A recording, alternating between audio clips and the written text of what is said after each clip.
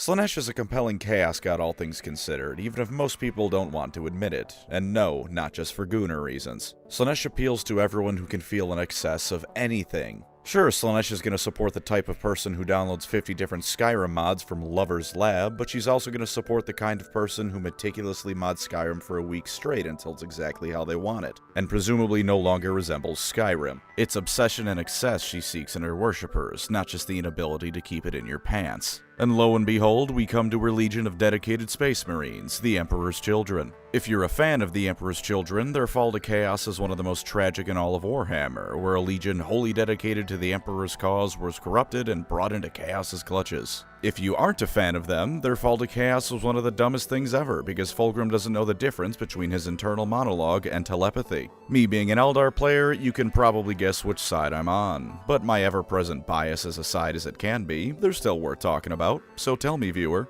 Do you like the idea of a Chaos Space Marine Legion with a hint of tragedy in your backstory? Do you strive for perfection in all things because you know you're a step above everyone else? Or do you not care, and in the grim darkness of the 41st millennium, you just want to have a good time? Then step on up and see if the Emperor's Children is the army for you. But before we start talking lore, are you aware that Warhammer is in part science fiction? You likely are, you're a smart fella. And for something straight out of science fiction, allow me to introduce you to Novium, the sponsor of this video. Novium makes innovative and high-end products that are designed to be equal parts functional tools and desk art to liven your workspace up with. Case in point, the Novium Hover Pen. This fine piece of work is made out of aircraft-grade aluminum, and much like the spacecraft that inspired it, it's designed to look like it's spitting in the face of gravity, as it floats permanently and seamlessly on its dock with no electricity, just magnets. Aside from being beautiful to look at, they're also supremely smooth and comfortable to write with, and can even just be a great conversation starter. If you like science in general, space, or just want something that looks great to spruce up your desk, you can't go wrong with it. You can get it as the Hover Pen Interstellar if you prefer the space feel of it.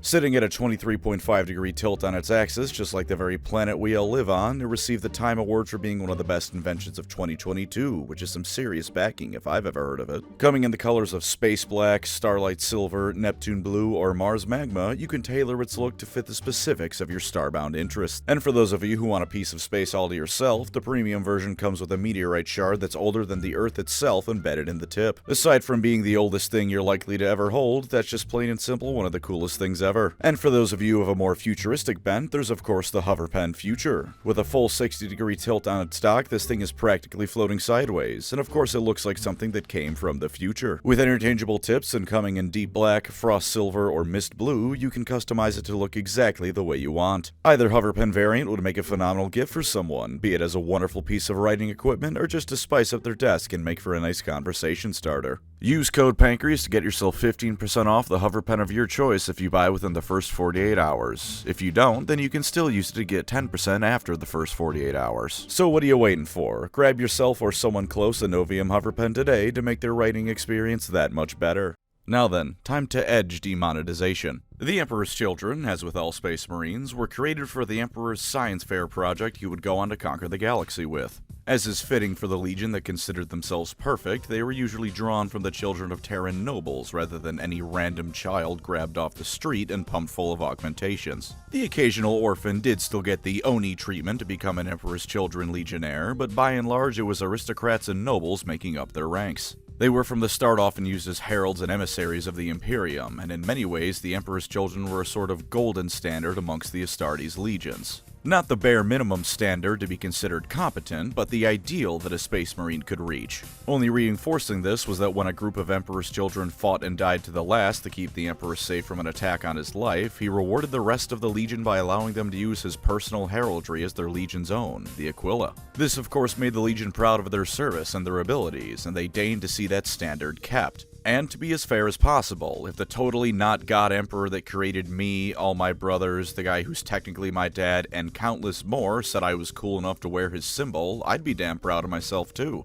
Some pride is understandable to have. After all, you wouldn't tell a successful brain surgeon they aren't allowed to take pride in what they do. That would reflect more on you than their pride does on them. Things weren't all sunshine and rainbows, of course, and Warhammer things rarely are. The Emperor's Children, much like the Thousand Sons, had a gene seed flaw that would cause many of their Legion to perish. On the bright side, this wasn't quite as extreme as the Thousand Suns, where they turned into a chaos spawn in all but name. Instead, they just got super cancer, which is not as potentially destructive as the flesh change was, still not ideal. By the time they found Fulgrim, they were reduced from a legion to less than even a modern chapter's worth of Marines. Fulgrim, however, was so impressed by how they stood proudly in spite of everything that he gave a nice speech about how they're the coolest and would make the galaxy just as cool as they were. Now they were officially the Emperor's Children Legion, and while Fulgrim's reappearance didn't fix the gene seed cancer problem, it did mitigate it by virtue of him now being around to donate gene seed directly, rather than taking what was left from the Emperor's stores to make new Marines. From there, they would become what Fulgrim expected them to be, exemplars of Astartes' prowess. In a similar fashion to the Ultramarines, they weren't the best at anything, but were great at everything. The Emperor's children could siege, attack, defend, and everything else wonderfully, and indeed they were exemplars of Astartes' ability. Of course, pride cometh before the fall, as you may know from any scene in Dragon Ball where a character points their thumb at themselves. You see that pose, you know they're about to get their ass whooped.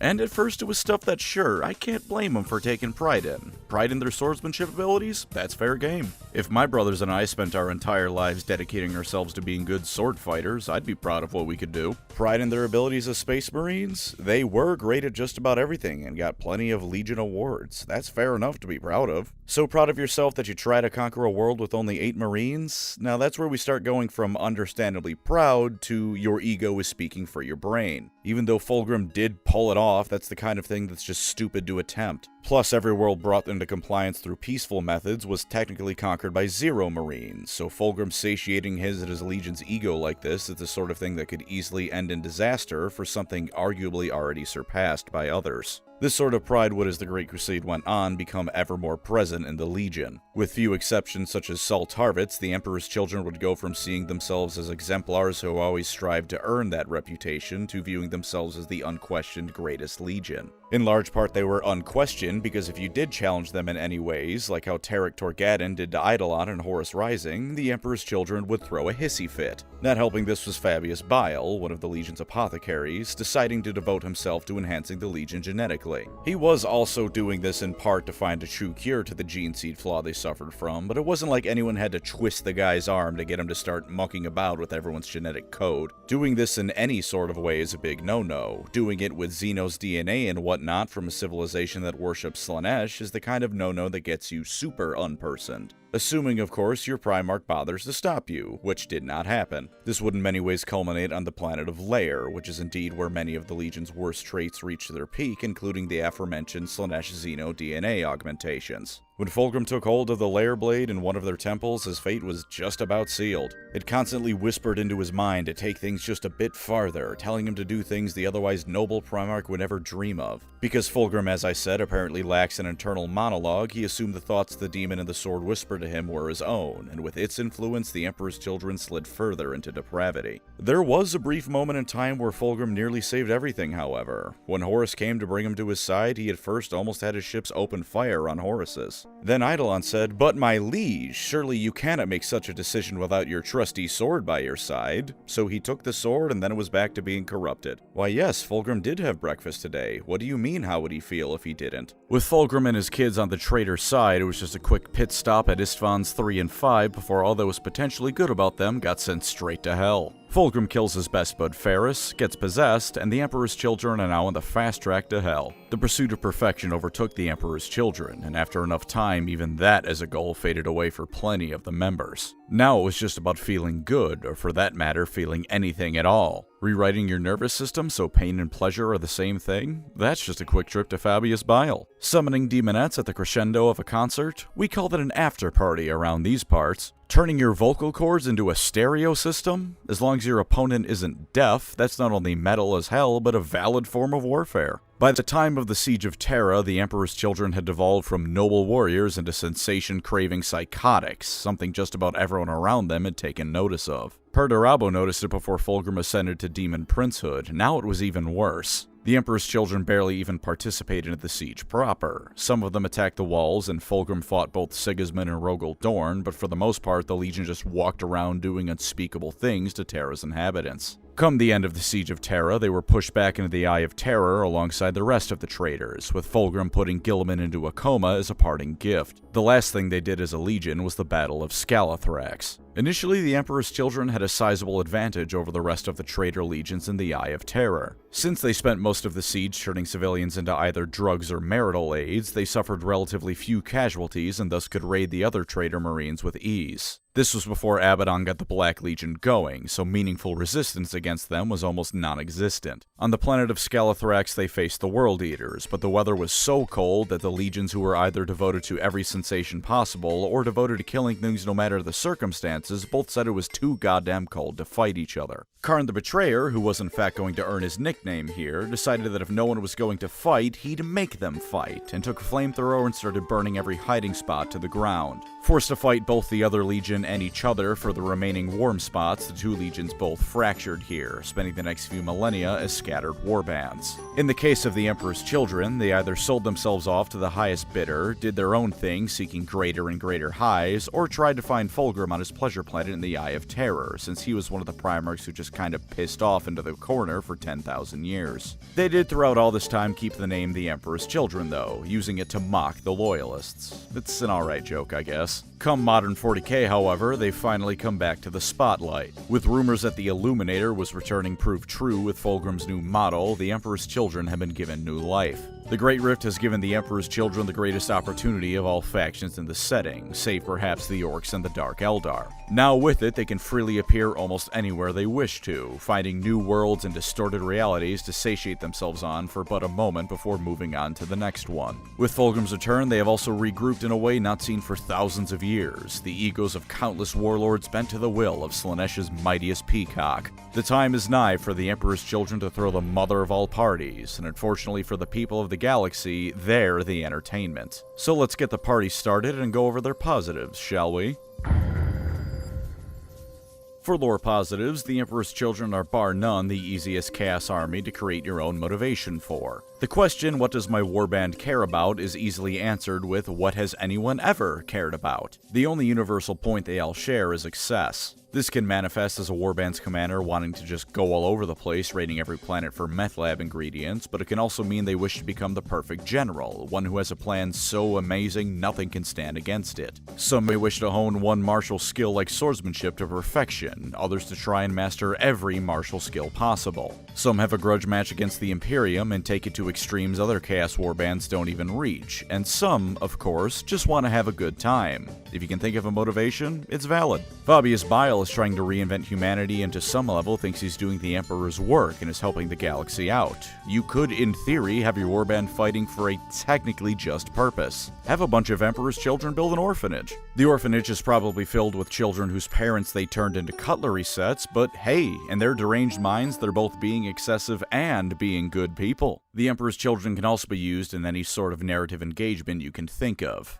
Some of their warbands after Scalathrax number the thousands, while others are just like 5 guys based out of their leader's garage. Some seek only the most legendary of battles to feel the sensation of 1 million people fighting to the death, while others are content to raid the smallest of outposts to get their sick kicks from. 500 points, 2,000 points, an apocalypse game, all these engagement levels are narratively supported by the army. The people who invented Noise Marines admittedly may not be much for stealth, but a low-level engagement is plenty lore-friendly to commit to. Another lore positive is that they're some of the only people in this setting having a good time. That's their entire mission statement, being Slaanesh worshippers and all. Slaanesh doesn't want you to follow some grand scheme to get power like Tzeentch. She doesn't want you to rampage at all times like Khorne. She doesn't even want you to just be content with life like Nurgle. Slaanesh wants you to have the time of your life for the rest of your life, going on to bigger and better things at all times. And screw anyone trying to stop you from this, they're just a bunch of squares, man. They can't handle the neutron style. If happiness and satisfaction at all costs are what you want, the Emperor's Children provide for you. Let Slaanesh envelop you in her sticky embrace. Once those pesky morals are out of the way, you'll learn to love it. They're also an army that if you want a nemesis to face off against, have no shortage of that kind of thing. Since they're Slaneshi, you have all the reason you need to fight the Eldar. With Guilliman's return and Fulgrim throwing a hissy fit over it, you can indulge your hatred of GW's poster boy army all day long. And of course, you have the perfect rivalry with the Iron Hands, what with Fulgrim killing their dad and all that. Even outside of official lore, your homebrew commander can be so filled with rage over a certain enemy, or have such an obsession over fighting them that their warband is dedicated towards nothing but combating that enemy. If you're like me and have certain armies that you have a, shall we say, obsessive hate boner towards, the Emperor's Children give you the perfect chance to embrace that hatred. What is hate, after all, but one more obsession to add to the pile? This applies to units as well. Maybe there's one model that at one point or another isn't super competitive, but you really like it. Anyone who mentions this lack of competitive viability can be easily silenced by you saying, well, my commander really likes this unit to the point of obsession, so I'm running it. Logic and restraint can go to hell. We're playing Slaanesh here, lads. You've also got the Chaos God with the most potential backing you. We all know in the real world that GW will never give proper attention to anyone but Khorne, and occasionally Nurgle when it's time for Fat Shark to put out another Left 4 Dead clone. But Slaanesh in the lore has been stated to have the potential to eclipse the other gods, and briefly did during her birth. In the back of their minds, the other Chaos Gods fear that one day Slaanesh will overtake them in power because of their and her natures. Khorne has an obsessive love of blood and skulls, Tzeentch of schemes, Nurgle of his plagues. They know that when they get what they want, they feed Slaanesh, even if only slightly, so if you like playing the long game, the Emperor's Children might be for you even over Tzeentch armies. And for the last lore-positive I'll cover, you can assume that your army is skilled to a level very few others can hope to be. The Emperor's Children were always focused on being perfect Astartes, and Slaanesh of course makes them double down on this. Named characters like Lucius always wanted to be the best swordsman possible, and despite him losing a fair amount of the times he's been mentioned, consider that all of his defeats have been spread out across 10,000 years. Of course he's gonna lose a few matches throughout that time. Even the Emperor himself was nearly done in by orcs on Ulanor. It doesn't mean he's a bad swordsman, it means that when he's portrayed as losing, you're seeing one of the few scenarios he can conceivably be beaten in. Your Emperor's Children commander, deranged though he may be, is also going to be an expert in his style of command like no one else. The only people that can match him would be Primarchs, of which there aren't exactly a lot of them running around, and Xenos like the Necrons and Eldar, who also each have thousands if not millions of years of experience to draw upon. Everyone else's abilities, though they may not admit it, are going to pale compared to the obsession and perfection of She Who Thirst's greatest followers. And though this isn't strictly speaking a lore positive, I do want to rant a bit about the fanbase's treatment of Slaanesh in a way that portrays these Marines in a positive light. Slaanesh is almost always portrayed as horny stuff, and fair is fair, I can appreciate some gooner bait from time to time. I'm only human. But that is not the true appeal and terror of Slaanesh. She will embody your worst aspects and tell you to follow them no matter the cost. A member of the Emperor's Children is one of the most terrifying enemies you can face because of this. Sure, they may be drug-addicted hedonists, but their true terror is that they will have practiced their choice of weaponry for millennia at the expense of thousands of lives. They'll have over and over again enjoyed the best way to take prisoners in a way that gives them their sick kicks and empowers Slaanesh. The terror of the Emperor's Children isn't that they're horny bastards. The terror of these monsters comes from the fact that for thousands of years, their goddess has given them the means to practice their favorite pastimes in a way that results in the death of millions. They're given blessings by their goddess for being selfish bastards, and this results in them going on rampages across the galaxy for little reason beyond them feeling like it at the time. When they go to war, it isn't just random chaos cultists sacking Imperial worlds for funsies. These are Space Marines forged by the Emperor and perfected by Slaanesh, and their sick and twisted will is one way or another going to be enacted on all those around them. They will enjoy themselves no matter what, and their skills will reach the perfection they deserve, and if they need to slaughter your friends and torture you to achieve this, then it's no skin off their nose. Their patron Chaos God is supporting them every step of the way, something the other three gods' followers can't always say. As for Tabletop Positives, the most obvious thing to me is that though they're Slaaneshi, you're still playing an army of Space Marines. While the demonettes you can take are only toughness 3 and 1 wound each, everything else has at least 2 wounds and toughness 4. So despite being a Slaanesh army, on the whole you've got tougher standard troops than that would imply otherwise. In fact, a decent amount of the units here have 3 or even 2-up saves and 4-up invuln saves to go with it. Anyone facing you expecting your army to crumple under sustained fire is in for a rude awakening. I mean, you've got Terminators in your codex, of course your army's gonna have at least some staying power. As is fitting for a Slaanesh army, however, causing near guaranteed wounds is very easy. Flawless Blades can call upon their demonic patrons to guarantee a critical wound on a 3-up roll. Infractors have a native reroll to melee wound rolls of 1, and if they're within the range of an objective, you can reroll the wound roll no matter what you get. Lord Cacophonous give a unit sustained hits 1, and with their Doom Siren rule can cause mortal wounds even if the shots they land don't actually wound. And Lord Exultants give a unit they're attached to lethal hits, plus once per battle they can give themselves 3 extra attacks and have their AP improved by 1. It's safe to say that the Emperor's Children can hurt you real good. All this is to say nothing of their detachments. To make it fairly quick and not get too bogged down in detail, I'll do my best to sum up the detachments you have available. There's 6 in total, which is a decent amount to have. Their Mercurial Host is all about movement shenanigans, with a few command abilities that can either make your dudes hit harder or lessen the blow of enemy attacks coming into them. Peerless Bladesman is of course the detachment for melee fans, with the detachment rule buffing your lethality on the charge and command abilities that are varied but in general are based around making the fight phase go all the better for you. Rapid Evisceration is based around using transports more effectively, be that buffing the transport themselves or letting units disembark and charge in the same turn with a command ability. Carnival of Excess is based around improving synergies with demons, and is indeed the only way to use them. Coterie of the Conceited gives you stacking buffs, but you're required to kill a certain amount of enemy units to get those buffs. You pick a number to pledge and get that many pact points if you kill that many units, but if you don't reach your goal, your warlord takes D3 wounds. So you can say, I will kill 2 units this battle round, and if you do, you get 2 pact points. If you end up killing 3, you still only get 2, but if you destroy only 1 or none at all, then you get hurt. You can't say you're going to kill 0 units to guarantee not taking any wounds, but that's boring.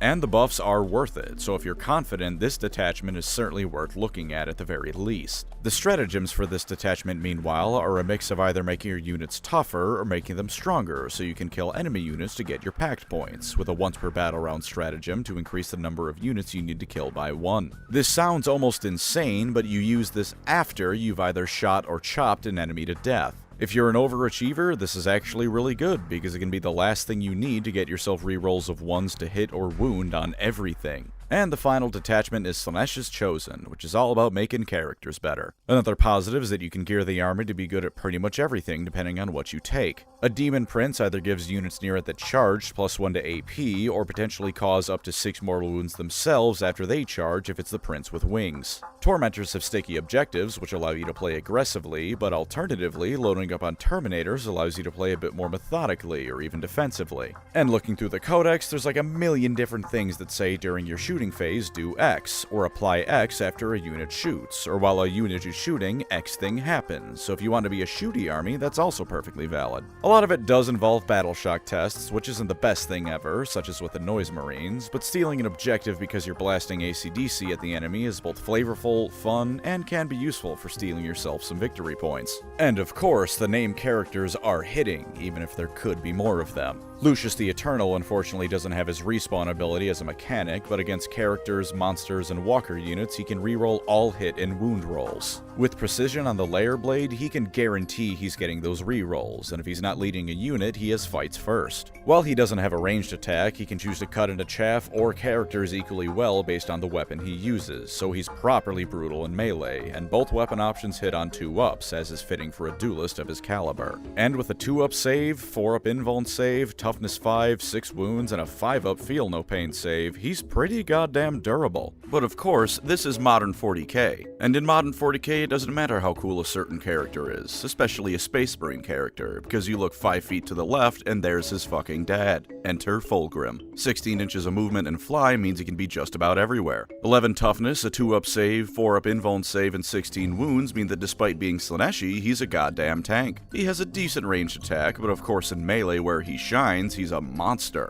He can use his demonic blades and strike or sweep depending on the toughness and number of what he's cutting through, and he also gets a serpentine tail for some extra damage. damage. Fulgrim is an absolute blender, as he should be. He can also choose one of the following abilities each command phase. Models suffer from a -1 to hit against him, he can have fights first, or if anything within 6 inches of him tries to fall back, they have to make a leadership test or they're stuck there. If you want to recreate the various L's people have taken against Slaanesh, be it Cain getting destroyed or indeed Guilliman losing to Fulgrim, the Emperor's Children's daddy is going to help you on that front with little difficulty. For non-rules tabletop positives, the Emperor's Children offer a loreful reason to paint your army however you want. Yes, the pink is the classic color, but the Codex itself mentions that the soldiers of Slaanesh are more than happy to do their own thing in the name of accessorizing. Their very skin is stated to sometimes be an almost random assortment of colors that humans tend to not have skin tones for naturally. So aside from your helmetless models having the potential to be a lovely shade of green, you can paint all of them in that same green if you want. The only thing you can't be is subtle. As long as it's obnoxiously attention-grabbing, the Emperor's Children will wear it. And of course, as the latest army to be introduced, or I suppose reintroduced in many ways, the new models are all great. I know Fulgrim's new face has been a source of contention, but honestly, I quite like it. It's both fitting for someone who's been soaking in the warp for 10,000 years and can be explained by the wound to his pride that Rylanor gave him. Fulgrim was denied the possibility to corrupt his last loyal son, and the wounds it gave him make him appear on the outside how he really is on the inside.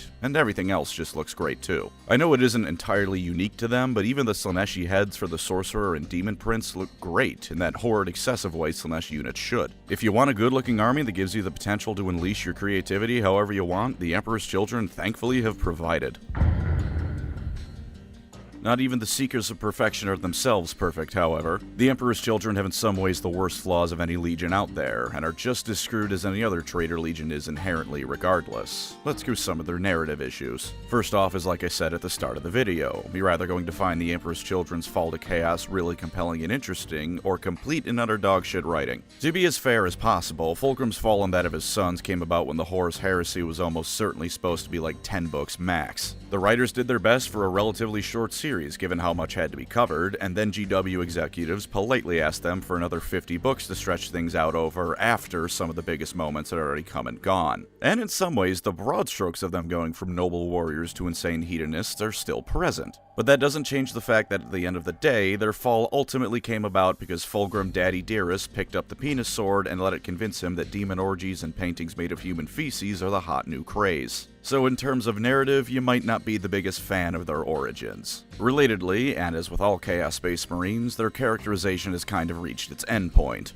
Now, in full transparency, whenever people complain about this, I don't consider it to be a bad thing. The whole point of the Chaos Legions is that they fell to chaos, and once they devote themselves to their specific god, or chaos in general, the characterization is complete. It's a character arc, and they've reached the end of their character arc. But it does mean that for all the motivations you can possibly have for the Emperor's Children, they are all going to be fairly similar. One guy is obsessed about being the best swordsman, another is the best commander, another the best painter, but they're all obsessed over something, or they're all seeking greater highs, and that's about it. The specifics are wonderfully varied and can be up to you, but the grand overall motivations are going to be more or less the same across the board. Not a critical flaw, and honestly I don't consider it to be completely a flaw, but you will have to get creative to make your army stand out a bit narratively. The Emperor's Children are also one of those factions that have abandoned all pretense of anything resembling a morally good motivation. Almost everyone else has some excuse better than they have. The Dark Eldar have a better excuse, because for all that they do enjoy being the worst, they at least do need to drain souls to live. There are other ways they can live, but it is still technically for survival. Even the other Chaos factions have less evil motivations. Some are nursing an arguably valid grudge against the Imperium, even if the methods are out of line. Others were forced into their role for the most part, and so you can pity them. The Emperor's Children, meanwhile, flew dick first into Slaanesh's embrace, and happily commit all the atrocities they do. Slaanesh is about selfish enjoyment at the expense of others, so there are zero good people to be found here. And no, Fabius Bile is not a flawed but good person because he wants to elevate humanity to survive the environment of 40k. He has a skin coat. If you have a skin coat, you are a bad person. Sometimes you can very easily judge a book by its cover, especially when the cover is made out of human skin. At the most, like I said earlier, maybe your army's lore can be based around them deluding themselves into doing something right, but that's all it would be, a delusion to hide their sins. Hell, the Flesh-Eater courts are deluded to a whole other level, and they at least sometimes attack the right people. This has, of course, resulted in just about everyone wanting you dead, more so than even the other Chaos armies. Having all those nemesis, like I said earlier, means that there's entire factions with a vested interest in wanting you specifically gone, so if the idea of having even the barest amount of friends and allies interests you, then stay far away from these guys. Even Fabius Bile, who I would personally say is the least degenerate Emperor's child left, isn't liked by anyone. He's just too useful to have killed by someone like Abaddon or other warband leaders in positions of power. If you like the idea of massive armies fighting, you are kind of limited here on that front too. I did mean it when I said the Emperor's children can be found at any size of engagement. They do fight in big battles. It's just that the moment the fighting ends, they're all pissing off to do whatever they want. When they attacked Terra, they not only had Fulgrim still around, but most of the other traitor Primarchs as well to lead them. Almost all of them then immediately pissed off from the siege proper to ravage the planet and its inhabitants. The new codex outright says that someone with a strong enough personality can wrangle them for a bit, but the moment the Emperor's children decide they're bored and want to do something else, they're leaving. This is maybe even more than the World Eaters, the most disorganized Chaos Space Marine force, so maybe I should reword things a bit. You can have all the grand battles you want. If you like the idea of an evil army campaigning across the galaxy, though, this isn't for you. The Emperor's children are more akin to a Friday night out partying combined with one of those PCP-induced rampages you hear about every now and again. Last lore downside I'll cover is something you've heard me say before and will probably say again, but now that Fulgrim's back, you can bet your ass any of their future stories are going to have some amount of focus on him. It's the Primarch problem back at it again. Their dad is the only thing people care about. Why would I care about Lucius? His dad's right here. Or anyone else in the army, for that matter. Because the Horus Heresy sold well, 40k is turning into the Heresy Round 2, and you better believe Fulgrim is only the latest example of this before Lorgar, Corvus, and all the rest of the Emperor's crotch spawn come back to haunt the setting with their presence. Let's get into some complaints about the actual game now. First off is that they're a very up-close and personal army even when they're shooting. While the bolt guns of some of your battle line units have the standard 24 inches of range, as do other weapons, most of the stuff you have that can crack heavier armor is either melee or the danger close kind of range attacks. Because they were well-rounded Space Marines before they were Slaanesh worshippers, they aren't all melee and can be quite devastating in shooting, and because they aren't the Eldar, they won't fall apart if they get looked at funny, but it's something to still keep in mind. You want to move up the board, and while you have plenty of movement shenanigans to do so effectively, depending on your detachment, it does still mean you're opening yourself up to return fire to be optimally effective. I have to imagine that the Emperor's children would be quite vulnerable to a guard player that really likes their basilisks. There is the exception that is the Chaos Land Raider, but I feel kind of odd counting that. Though it is in the Codex and perfectly valid to use, it isn't strictly speaking an Emperor's Children model. It's just the Chaos Land Raider they painted pink for the army book. And regardless, that being your main source of anti-armor ranged attacks means that just about everyone is going to know that's what you're using it for and plan accordingly. Speaking of things in their Codex being borrowed from elsewhere, this is a very sad lineup of new releases. Everything new looks great and the detachments are for the most part quality, but there's just not a lot of stuff in here. If I did my counting of this picture book with rules in it correctly, out of the 22 datasheets in the Codex, 9 of them are new models. That's a bit disappointing. They all look good, but we could really use more, especially given that some pretty critical things are lacking. For one, Fabius Bile isn't even a datasheet in the Codex.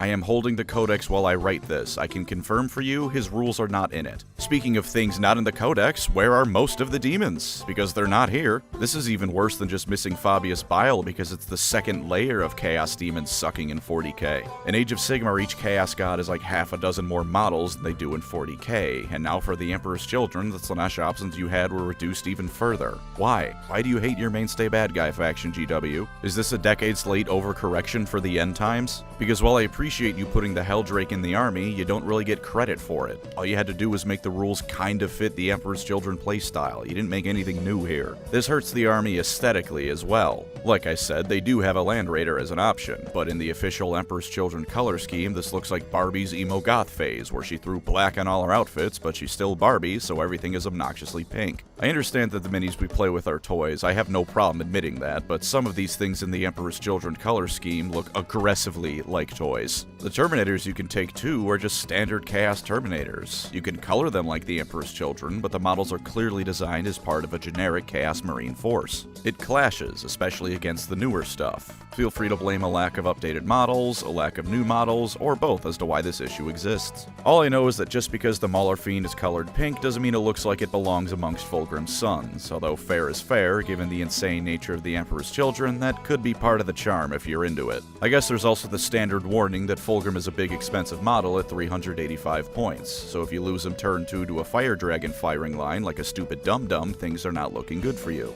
So don't do that. Their combat patrol is also kinda eh. If you've heard me talk about combat patrols and spearheads, you know I like a character, some chaff, some elite units, and a big centerpiece. This combat patrol forgot the centerpiece. There's no named characters in it, so it didn't commit the ultimate sin, and if I did my math right, you can save about 50 bucks, which is something. But there's nothing flashy to catch your eye here and build your army around, and 50 bucks isn't exactly phenomenal savings. Speaking of, the last criticism is one I felt I haven't made in a while. Money. Fulgrim is $170. No shocker a demon Primarch is that much because GW knows they'll sell sooner or later, but it's still annoying. But worst of all is that the flawless blades are 60 bucks for a kit of 3 models. Do not like that. This is not going to be a cheap army for you. It certainly isn't the most expensive of armies, but some of the price points on offer here are just insulting. At least the combat patrol can be built for 470 points as of time of this video going up, which is something going in its favor, but seriously man, 60 bucks for a 3 model kit.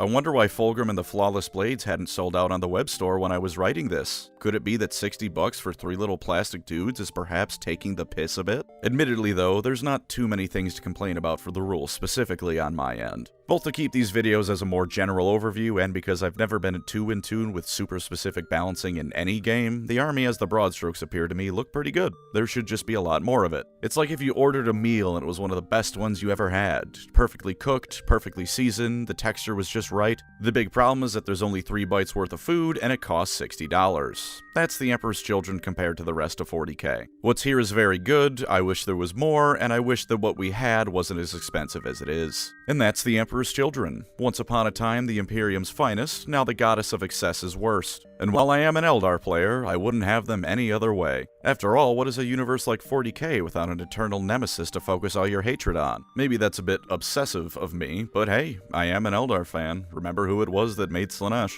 Thank you as always to my wonderful channel members. You are the Noise Marines to my Emperor's Children, the loudest, proudest, and most vocal supporters of this abomination of a channel I've created. If you'd like to support the channel, feel free to subscribe or become a member. Either way, thank you for watching and take care out there.